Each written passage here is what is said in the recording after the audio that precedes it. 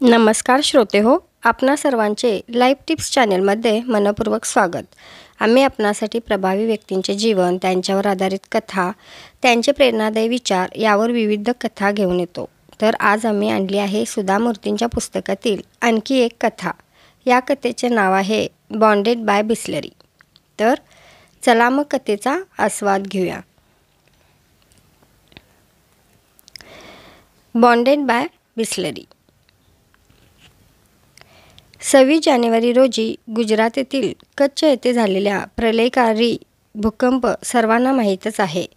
पृथ्वी मातेने अचानक आपला जबडा उघडला आणि माणसांना त्यांच्या मालमत्तेसह साधनसंपत्तीसह गिळंकृत करून टाकलं. एका रात्रीत रावाचा रंक बनला. पण कच्छी लोकांचे नीतिधैर्य अफाट, खरोखरच वाखाणण्याजोगं. या संकटाचा धीरोदात्तपणे सामना केला. विस्कटलेलं आयुष्य पूर्ववत आणण्यासाठी त्यांची अजूनही धडपड चालूच आहे. भूकंपग्रस्तांच्या सुटकेसाठी आणि मदतीसाठी चाललेल्या प्रयत्नामध्ये प्रसारमाध्यमांनी अत्यंत महत्त्वाची भूमिका बजावली व त्याबद्दल ते खरोखरच अभिनंदनास पात्र आहेत. भूकंपाची ती दुर्घटना घडल्यानंतर केवळ काही तासातच सर्व वृत्तपत्रांचे आणि दूरदर्शन वाहिन्यांचे प्रतिनिधी घटनास्थळी पोहोचले आणि त्यांनी दुर्घटनेचे सविस्तर वृत्त जगभर प्रसारित केले.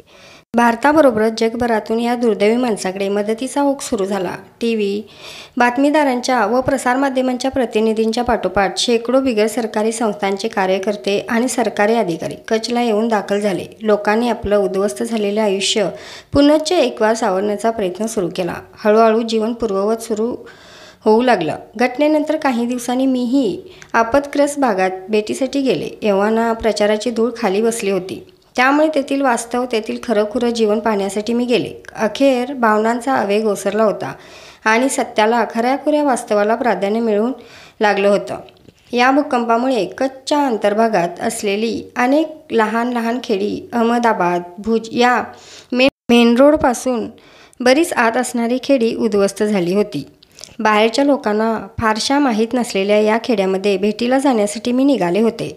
वाटेत माझ्या जीपचे टायर पंक्चर झाले. आता त्याची दुरुस्ती करून घेण्यात थोडा तरी वेळ मोडणार होता. त्या कामासाठी माझा ड्रायव्हर गेला. गुजरातमध्ये, विशेषतः कच्छमध्ये स्त्रियांच्या सुरक्षिततेची कधी चिंता नसते. त्यासाठी तो भाग प्रसिद्ध आहे. मी एकटीच होते. जरा कंटाळे होते. इकडे तिकडे पाहिले तर काही छावण्या दिसल्या. निळ्या रंगाच्या प्लॅस्टिकच्या कापडाने आच्छादलेल्या त्या तात्पुरत्या उभारलेल्या छावण्या होत्या. त्या भागात राहण्याच्या लोकांसाठी तात्पुरती घरे, शाळा आणि आरोग्य केंद्र त्या छावण्यामध्ये होती. नंतर मी ऐकलं की काही तंबूमध्ये हॉटेल्स पण होती. आयुष्य धावपळीत चाललेलं होतं. लोक आपली दैनंदिन कामे उरकत होते. पावसाळा तोंडावर आला होता. त्यामुळे स्त्री पुरुष शेतीची कामे करत होते. किती चमत्कारिक परिस्थिती. गेल्या काही वर्षामध्ये कच्छमध्ये पुरेसा पाऊस पडला नव्हता. पण नेमका यावर्षी चांगला पाऊस झाला होता. जोरदार पीक आले होते. कदाचित निसर्गाचा हा स्वतःचा न्याय असावा. एका हातानं ही निसर्ग देवता खरंच काही काढून घेते, तर दुसऱ्या हातानं त्या मोबदल्यात काहीतरी परत देते. लहान मुले मजेत खेळत होती. मी जवळच्या एका तंबूत डोकावले. सुमारे 14 वर्षाची एक मुलगी धान्य निवडत बसली होती. बहुधा स्वयंपाकाची तयारी चालली असावी. मला पाहताच ती उठून उभी राहिली आणि हसून म्हणाली, "या ना, आत या, बसा ना." ही माणसं कशी राहत आहेत ते मला बघायचं होतं. त्यामुळे मी आत शिरले. तिने मला बसायला एक चारपाई दिली. तंबूच्या आत स्वच्छता व टापटीप दिसून येत होती. मधोमध एक साडी टांगून तंबूचे 2 भाग केले होते. त्या मुलीशी बोलल्यावर मला कळलं, त्यांचं कुटुंब कच्छमधलं नव्हतं. ती मुलगी ग्लासभर पाणी घेऊन बाहेर आली. पावसाळा असला तरी खूप गरम होत होतं. पाणी प्यावं का नाही अशा विचारात मी पडले. जरा घुटमळले. मनात खूप विचार चमकून गेले. पाणी जर स्वच्छ नसलं तर अतिसार, कावीळ इत्यादी रोगांची लागण होण्याचा धोका. पण जर पाणी प्यायला नको म्हटलं तर या बिचाऱ्या मुलीला वाईट वाटायचं. त्यामुळे मग मी तिच्या हातातून ग्लास घेतला खरा, पण पाणी प्यायले नाही. त्या मुलीला एक लहान बहीण होती. असेल साधारण 12 वर्षाची. बाजूला एक झोळी टांगली होती. त्यात एक लहान मुलगा झोपला होता. बाहेरच्या बाजूला तात्पुरतं स्वयंपाकघर उघड्यावरच थाटलेलं होतं. चुलीवर भाकरी शिजत होती. मोठी मुलगी कणिक मळत होती. मी उत्सुकतेने विचारलं, तुमच्या भाषेवरून तर तुम्ही गुजरातमधले वाटत नाही. तुम्ही कुणीकडचे? छोटी मुलगी हसून म्हणाली, आम्ही गुजरातमधले नाहीच आहोत. आम्ही मुंबईचे आहोत. मग तुम्ही इथे तुमच्या नातेवाईकांना भेटायला आला आहात का? नाही, आमचे कुणी नातेवाईक नाही तिकडे. हे आमचंच घर आहे. आम्ही आमच्या आईवडिलांबरोबर इकडे आलो आहे. त्यांचं ते उत्तर ऐकून मी चकित झाले. वास्तविक असा दुर्घटनाग्रस्त भाग सोडून निघून जाण्याची लोकांची प्रवृत्ती असते आणि इथे हे लोक तर मुद्दाम इकडे राहायला आले होते. मग तुमचे वडील इथे काय करतात? दोघीही मला माहिती पुरवण्यासाठी उत्तावीळ दिसत होत्या. मोठी म्हणाली, माझे वडील मुंबईला माहीमच्या खाडीपाशी चर्चच्या जवळ भीक मागायचे. चर्चच्या दारात माझी आई मेणबत्त्या विकायची. मग तुम्ही इकडे कशामुळे आलात? एक दिवस टी व्हीवर बातम्यामध्ये कळले, या भागात भूकंप झाला आहे असं. कोपऱ्यावरच्या दुकानातल्या टी व्हीवर दर तासाला बातम्या दाखवत होते. माझे वडील म्हणाले, चला आपण तिकडे जाऊ. मग आम्ही इकडे आलो.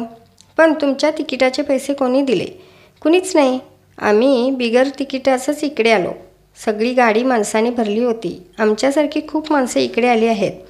अख्खं स्टेशन माणसाने भरलेलं होतं. एवढी गर्दी होती. तिकीट कोणी तपासलीच नाहीत. मग तुम्ही या भागात कसे काय आलात? आमच्या ओळखीचं कोणीच नव्हतं. पण स्टेशनवरून भुजकडे जायला खूप बसेस होत्या. परदेशातून कितीतरी स्वयंसेवक आले होते. बस खचून भरल्या होत्या. मग आम्ही पण एका बसमध्ये शिरलो आणि मेन रोडवर उतरलो. ही कहाणी खरी होती, पण किती विलक्षण होती. पण तुम्ही या विशिष्ट भागात कसे येऊन पोचलात?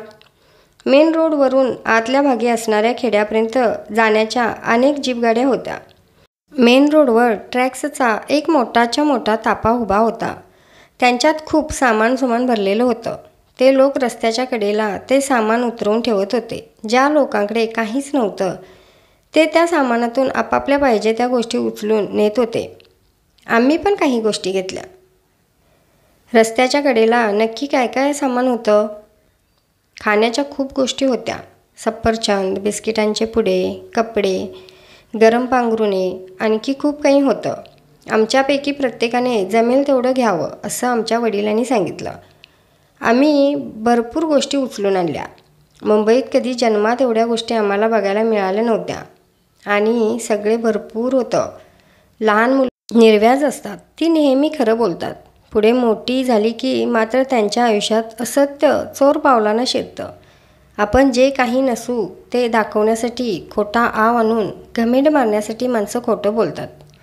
पण लहान मुलांच्या ठायी भरपूर आत्मविश्वास असतो. त्यामुळे त्यांना कोणतंही ढोंग करता येत नाही. त्यामुळे मुंबईच्या त्या भिकाऱ्याच्या मुलीनी तो सर्व प्रसंग अगदी मनापासून रंगवून सांगितला. जसं काही आठवण काढत राहण्यासारखी गोष्ट असल्यासारखं. मोठी मुलगी तर याहूनही बरंच काही बोलून गेली. खूप लोक रडत होते. काही वेदनांनी तळमळत होते. कोणाची मुले हरवली होती तर कोणाचे आईवडील. ते बघून खूप वाईट वाटत होतं. पण मदतीलासुद्धा खूप लोक धावून आले होते. डॉक्टर्स तर रात्रभर काम करत होते. काही स्वामीजी साध्या माणसाप्रमाणे कामाला लागले होते. औषधे वाटत होते. आर्मीचे लोक राऊतचा उभारण्यासाठी जमीन खणत होते. रात्रीत आणि दिवसात फरक नव्हता. श्रीमंताच्यात आणि गरिबांच्यात फरक नव्हता. त्या मानानं आमची स्थिती खूप चांगली होती. आमचं कोणी हरवलं नव्हतं. आमचं सामान गेलं नव्हतं. कारण मुळात आमच्याकडे काहीच नव्हतं. ज्यांच्याकडे काही असतं त्यांना ते हरवण्याची भीती असते. पण ज्यांच्याकडे काहीच नसतं त्यांना कशाची भीती? माझ्या आईवडिलांनी बऱ्याच लोकांना मदत केली. कोणीतरी म्हणालं, तिकडे खेड्यात मदत करायला फारशी माणसे नाहीत. मेन रोडपासून त्या खेड्यापर्यंत जीप गाड्यांची सारखी ये-जा चालू होती. मग आम्ही एका जीपमध्ये चढलो आणि या गावात आलो. कुठली तरी संस्था बांबू तंबू उभारण्याचं सामान फुकट देत होती. ज्यांची घरं गेली होती त्या सगळ्यांना. आम्हालाही घर नव्हतं. मग आम्ही पण त्यांच्याकडून सामान आणलं. कधी कधी तर माझी आई एका रांगेत उभी राहायची आणि माझे वडील एका रांगेत. मग आम्हाला दुप्पट सामान मिळायचं. तुमच्याकडे काय काय आहे? खाण्याचं सामान पुष्कळ आहे. आम्ही रोज पोटभर जेवतो. काही लोकांना रांगेत उभं राहायला जमलं नव्हतं. त्यांनासुद्धा आम्ही आमच्यातले देतो. उपाशी पोटी राहणं किती कठीण असतं ते माहीत आहे आम्हाला. तुम्ही याच ठिकाणी येऊन का बरे स्थायिक झालात? मुंबईत माझ्या वडिलांना दम्याचा त्रास होता. त्यांना अनेकदा श्वासही घेणं कठीण व्हायचं. आमच्यावर उपाशी राहण्याची पाळी यायची. दूषित हवेमुळं तसं होतं असं कुणीतरी म्हणालं होतं. ते खरंच असावं, कारण इथे आल्यापासून त्यांची प्रकृती व्यवस्थित आहे, कारण तेथील हवा दूषित नाही ना.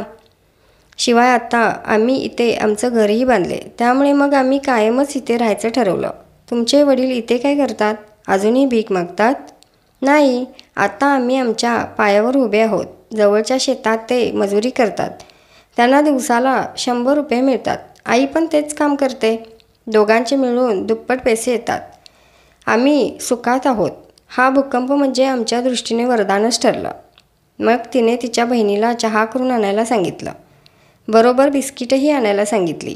मला कोणत्या कंपनीचा चहा आवडतो असं जरी तिनं विचारलं नसलंय, तरी कोणती बिस्किटे आवडतात असं मात्र विचारलं.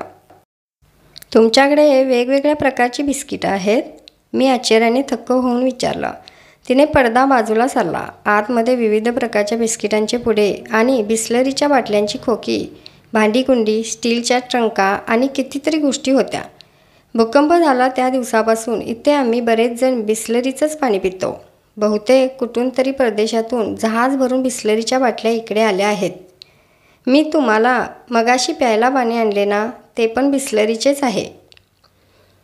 मी ते पाणी समाधानानं प्यायले. तर आजचा व्हिडिओ तुम्हाला कसा वाटला ते कमेंटमध्ये नक्की सांगा. आणि जर चॅनेलवर नवीन असाल तर चॅनेलला सबस्क्राईब करा. धन्यवाद.